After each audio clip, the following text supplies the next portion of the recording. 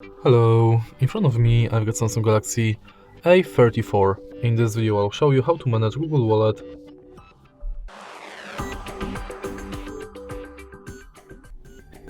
In the beginning, let's go to Wallet.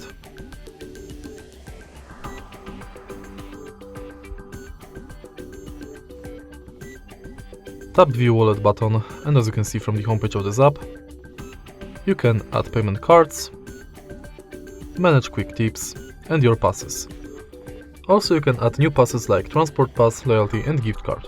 If you go to menu, you've got access to your Google account, all wallet tips, tap to Pay Setup, where you can set up payment card, check if NFC is on, if Google Pay is set as your default, if you've got a lock screen set, and if your phone meets security requirements.